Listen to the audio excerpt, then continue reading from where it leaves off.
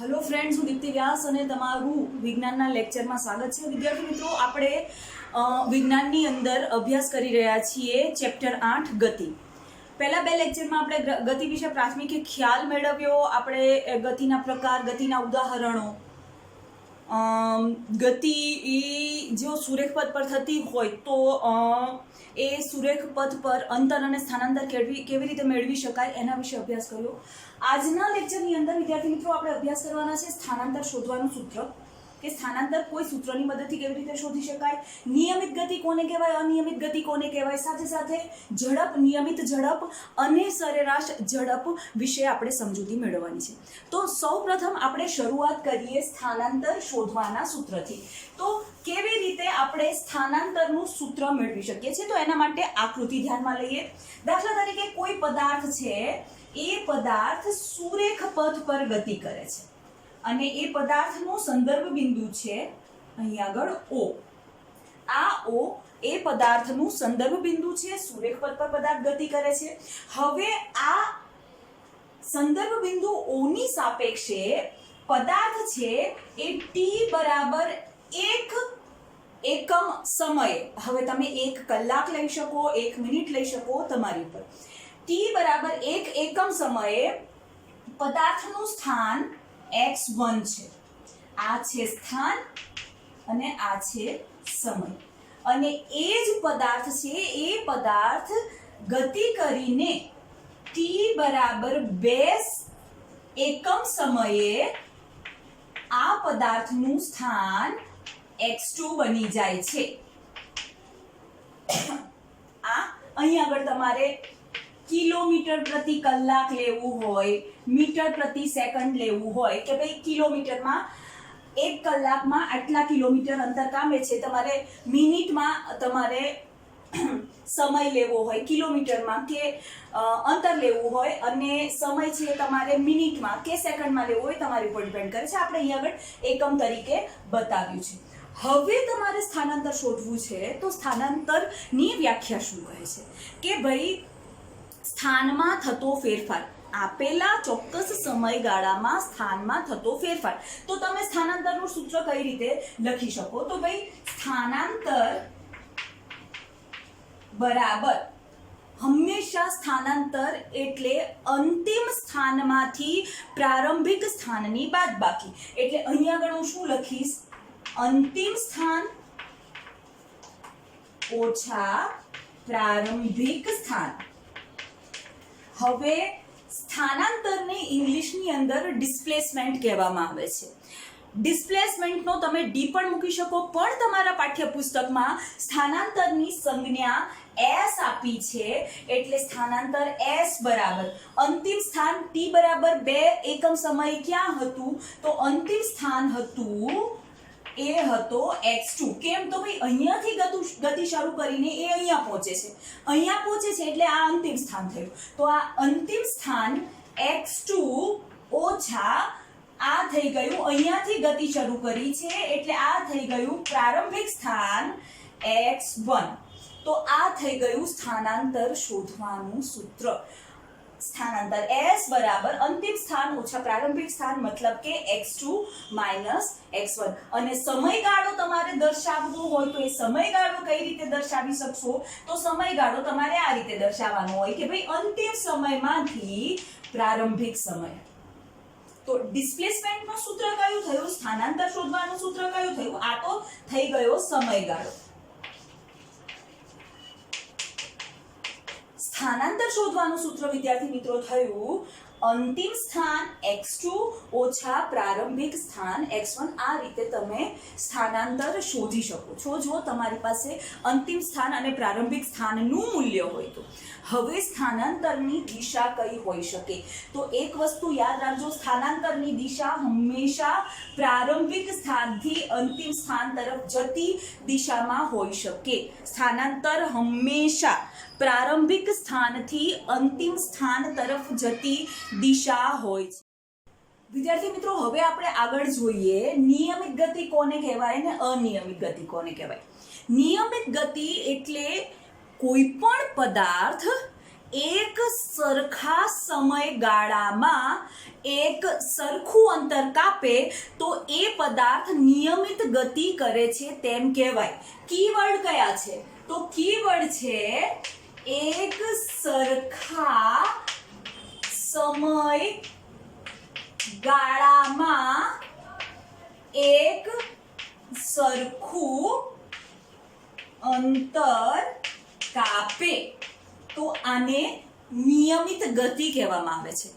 Okay, કેવી રીતે? તો હું સમજાવું કે દાખલા તરીકે એક પદાર્થ સુરેખ પથ ઉપર ગતિ કરે છે, બરોબર. અહીંયા 0 સમય છે, અહીંયા આગળ t બરાબર 1 સેકન્ડ, t બરાબર 2 સેકન્ડ, t બરાબર 3 સેકન્ડ, t બરાબર 4 સેકન્ડ આ સમયગાળો દર્શાવ્યો છે.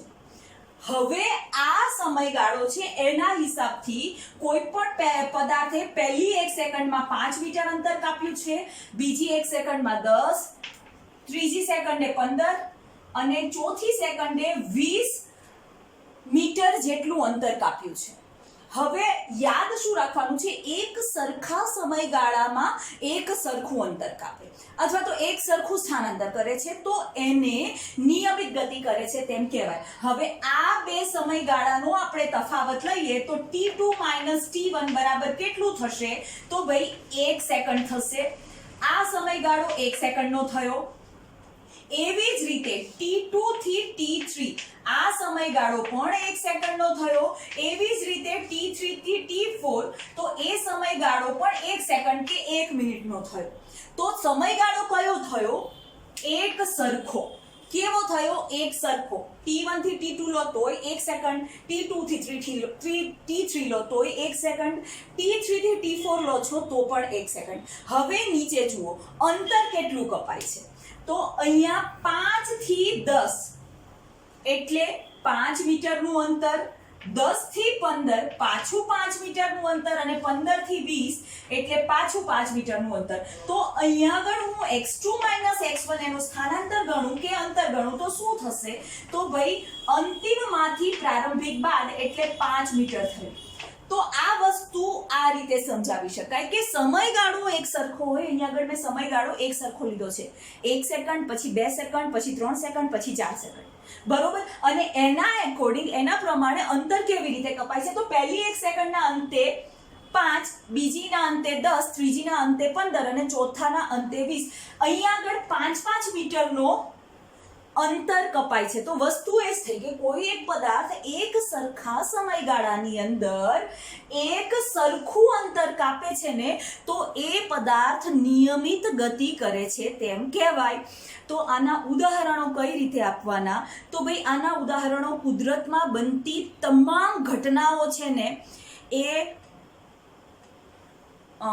નિયમિત ગતિનું ઉદાહરણ છે. દાખલા તરીકે પૃથ્વીનું પોતાની ધરી ઉપર ધરી ભ્રમણ, કે પૃથ્વીનું સૂર્યની આજુબાજુ પરિક્રમણ, કે 365 પાછું એ જગ્યાએ આવીને ઊભું રહી જાય.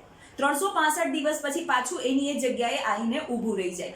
એવી જ રીતે તમે નિયમિત ગતિનું ઉદાહરણ આપી શકો ઘડિયાળના કાંટા. તો આ વસ્તુ થઈ ગઈ નિયમિત ગતિનું ઉદાહરણ. હવે અનિયમિત ગતિ કોને કહેવાય?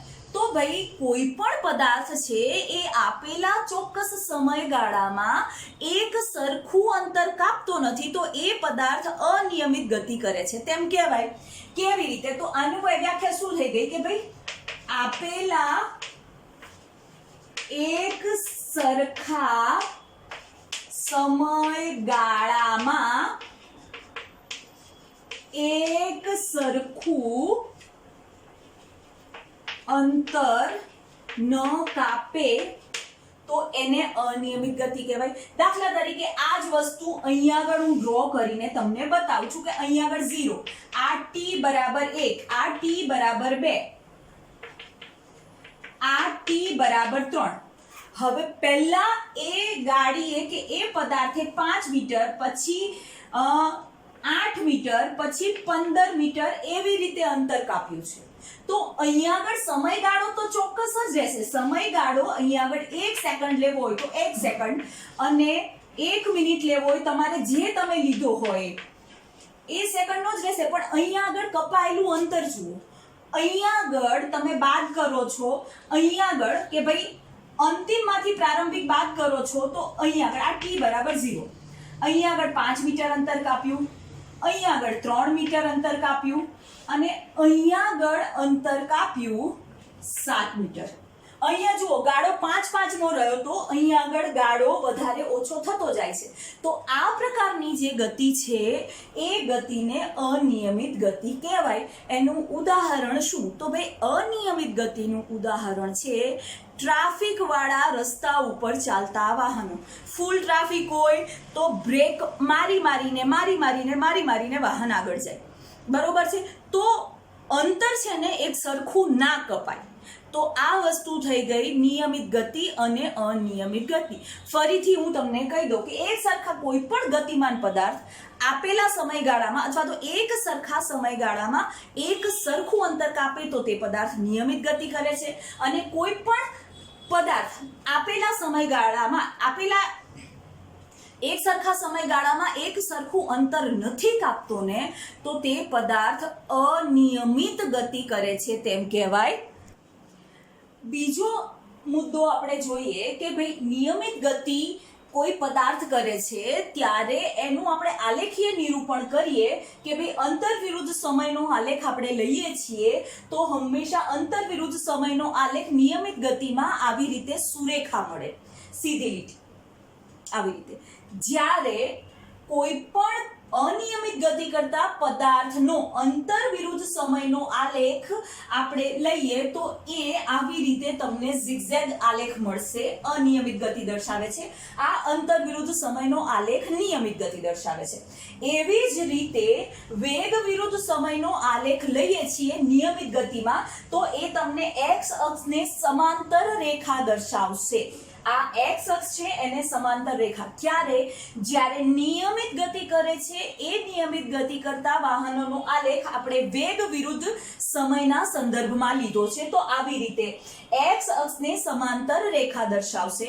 જ્યારે અનિયમિત ગતિમાં આ આલેખ છે એ x અક્ષને સમાંતર રેખા દર્શાવતી નથી. એવી જ રીતે વિદ્યાર્થી મિત્રો જ્યારે કોઈ પદાર્થ નિયમિત ગતિ કરે છે ને ત્યારે તેના અંતર અને સ્થાનાંતરનું મૂલ્ય સરખું હોય. એવી જ રીતે એ પદાર્થની ઝડપ અને સરેરાશ વેગનું મૂલ્ય સરખું હોય છે. આ અલગ રાશિઓ છે જે હવે આપણે આગળના લેક્ચર્સમાં ભણશું. ખાલી તમને એક સમજૂતી આપું છું કે બેને કમ્પેર કરીને બતાવું છું કે જ્યારે કોઈ પદાર્થ નિયમિત ગતિ કરતો હોય ને ત્યારે એનું અંતર બરાબર સ્થાનાંતર થશે અને એની ઝડપ બરાબર સરેરાશ વેગ થશે. આ મૂલ્યો સરખા હોય. જ્યારે એ જ પદાર્થ અનિયમિત ગતિ કરે છે ત્યારે અંતર અને સ્થાનાંતર ક્યારેય સરખા થતા નથી. એવી જ રીતે ઝડપ અને સરેરાશ વેગ ક્યારેય સરખા થતા નથી. તો વિદ્યાર્થી મિત્રો આ થઈ ગયો નિયમિત ગતિ અને અનિયમિત ગતિ નો તફાવત અને એની સમજૂતી એક સાથે. તફાવતની જેમ તમે યાદ રાખશો તો તમને સમજવામાં ઈઝી પડશે કારણ કે તમારે કમ્પેર કરવાનું છે. તો ભાઈ નિયમિત ગતિ એટલે આપેલા એક સરખા ગાળામાં કોઈ પણ પદાર્થ એક સરખું અંતર કાપે તો એ પદાર્થ નિયમિત ગતિ કરે છે એમ કહેવાય. એવી જ રીતે આપેલા એક સરખા સમયગાળામાં પદાર્થ એક સરખું અંતર કાપતો નથી તો એ પદાર્થ છે એ અનિયમિત ગતિ કરે છે એમ કહેવાય. હવે એવી જ રીતે કે ભાઈ એ પદાર્થ નિયમિત ગતિ કરતો પદાર્થનો આલેખ તમે અંતર વિરુદ્ધ સમય લો છો તો એ આવી રીતે સુરેખા મળશે, અને અનિયમિત ગતિ માટે અંતર વિરુદ્ધ સમયનો તમે આલેખ લેશો તો એ આવી રીતે zigzag લાઈન મળશે. એવી જ રીતે નિયમિત ગતિ કરતા પદાર્થનો આલેખ તમે વેગ વિરુદ્ધ સમયનો તમે આલેખ લો છો. હવે વેગ વિરુદ્ધ સમયમાં આલેખ તમને નિયમિત ગતિ કરતો હશે પદાર્થ તો તમને x અક્ષને સમાંતર રેખા મળશે. જ્યારે અનિયમિત ગતિમાં તમને એ વેગ વિરુદ્ધ સમયના આલેખમાં x અક્ષને સમાંતર રેખા નહીં મળે. તો આ મુદ્દો. અને લાસ્ટ મુદ્દો કે ભાઈ નિયમિત ગતિ કરે છે તો એ પદાર્થ છે એ પદાર્થમાં અંતર અને સ્થાનાંતરનું મૂલ્ય સરખું આવે. એવી જ રીતે ઝડપ અને સરેરાશ વેગનું મૂલ્ય સરખું આવે. જ્યારે અનિયમિત ગતિ કરતા પદાર્થમાં અંતર અને સ્થાનાંતર સરખું હોતું નથી, ઝડપ અને સરેરાશ વેગ પણ સરખો હોતો નથી. તો વિદ્યાર્થી મિત્રો આપણે જોયું નિયમિત ગતિ, અનિયમિત ગતિ. હવે ગતિ નું માપન અથવા તો ગતિના દરનું માપન આપણે જોઈએ. ગતિના દરનું માપન. ઓકે, ઘણી વખત એવું હોય કે અમુક કોઈ પદાર્થ છે એ અમુક સમયગાળામાં ધીમેથી ગતિ કરતું હોય, અમુક સમયગાળામાં ઝડપથી ગતિ કરતું હોય. તો એ જે ગતિનો દર છે એ ગતિનો દર માપવો જરૂરી બની જાય છે. તો એના માટે એક નવી ભૌતિક રાશિને વ્યાખ્યાયિત કરવામાં આવી. એ ભૌતિક રાશિ છે ઝડપ. ઝડપની વ્યાખ્યા કઈ રીતે લઈ શકાય? તો ભાઈ, આપેલા ચોક્કસ સમયગાળામાં પદાર્થે કાપેલા અંતરને ઝડપ કહેવામાં આવે છે.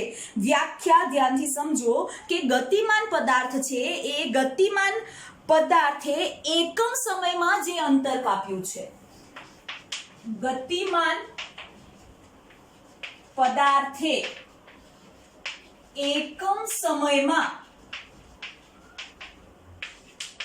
કાપેલું અંતર બરાબર એને ઝડપ કહેવામાં આવે છે.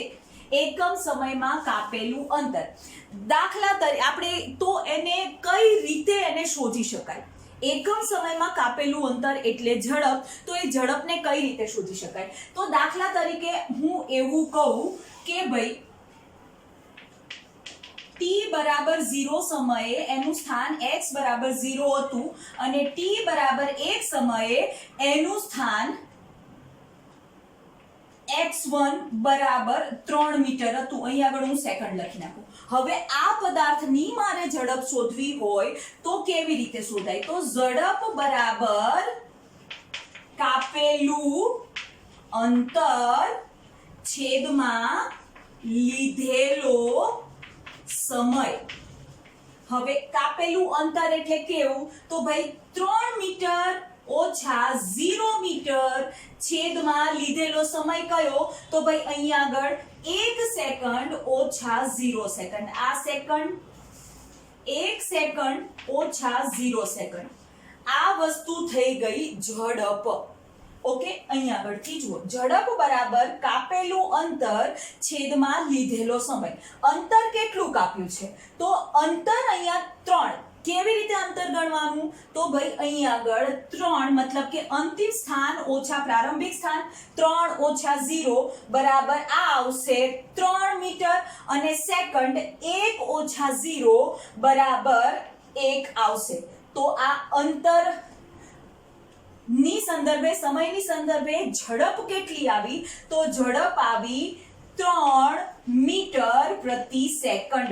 તો આ મીટર પ્રતિ સેકન્ડ છે એ ઝડપનો એકમ થઈ ગયો. કઈ રીતે? તો ભાઈ આ અંતર છે એ મીટરમાં મપાય છે અને અહીં આગળ સમય આપ્યો છે એ સમય સેકન્ડમાં માપ્યો છે. તો આ વસ્તુ થઈ ગઈ ઝડપનું સૂત્ર અને ઝડપની વ્યાખ્યા કે ગતિમાન પદાર્થે એકમ સમયમાં કાપેલું અંતર એટલે ઝડપ. આપણે કેટલું અંતર કાપ્યું? તો અંતિમમાંથી પ્રારંભિક બાદ કરો. એવી રીતે અંતિમ સમયમાંથી પ્રારંભિક સમય બાદ કરો. જવાબ આવ્યો 3/1 એટલે 3 મીટર પર સેકન્ડ. ઝડપ છે એ ઝડપને ઇંગ્લિશમાં સ્પીડ કહેવાય, પણ એનું તમારી ટેક્સ્ટબુક પ્રમાણે એની સંજ્ઞા v કરીને દર્શાવી છે. તો v બરાબર અંતર s ના છેદમાં સમય t. આ એનું સંજ્ઞાત્મક સૂત્ર થઈ ગયું. v એટલે ઝડપ. એકચ્યુઅલી સ્પીડનો s આવવો જોઈએ, પણ બુક પ્રમાણે v એટલે ઝડપ, s ના છેદમાં t એટલે અંતરના ભાગ્યા સમય. તો આ થઈ ગયું ઝડપનું સૂત્ર અને એ ઝડપના સૂત્ર ની મદદથી કોઈ પણ પદાર્થની ઝડપ કેવી રીતે શોધી શકાય છે એ. હવે વિદ્યાર્થી મિત્રો આપણે જોવાનું છે નિયમિત ઝડપ કોને કહેવાય? તો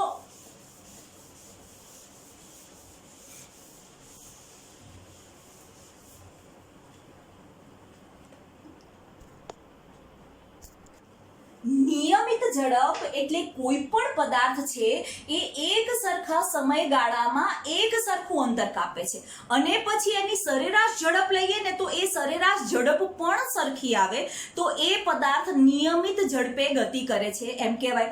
એક સરખા સમયગાળામાં એક સરખું અંતર કાપે તો નિયમિત ઝડપની વ્યાખ્યા બરાબર નિયમિત ગતિની વ્યાખ્યા જેવું થાય. એક સરખા સમયગાળામાં એક સરખું અંતર કાપે છે કોઈ ગતિમાન પદાર્થ, તો એ પદાર્થ નિયમિત ઝડપે ગતિ કરે છે એમ કહેવાય. પણ આવા પ્રત્યેક સમયગાળાની તમે સરેરાશ ઝડપ કાઢો છો ને, તો એ સરેરાશ ઝડપ પણ નિયમિત ઝડપ કે અચળ ઝડપ આવે, એક સરખી આવે. તો આવી જે પદાર્થ ગતિ કરે છે એ પદાર્થ નિયમિત ઝડપે આવી ગતિ કરે છે, તો એ ગતિને નિયમિત ગતિ તરીકે ઓળખવામાં આવે છે. હવે વિદ્યાર્થી મિત્રો આપણે જોઈ લઈએ સરેરાશ ઝડપ કોને કહેવાય. સરેરાશ ઝડપ એટલે કોઈ પણ ગતિમાન પદાર્થ છે એ પદાર્થે જેટલું અંતર કાપ્યું છે એ કુલ અંતર, અને એ કુલ અંતરને કાપવા માટે લીધેલા કુલ સમયને સરેરાશ ઝડપ કહેવામાં આવે છે.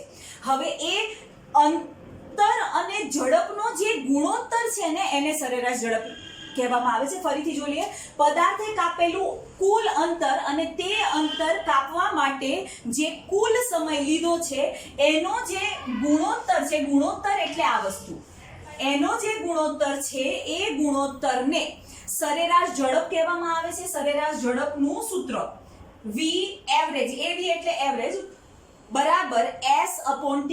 s એટલે અંતર, કાપાયેલું કુલ અંતર છેદમાં લીધેલો કુલ સમય.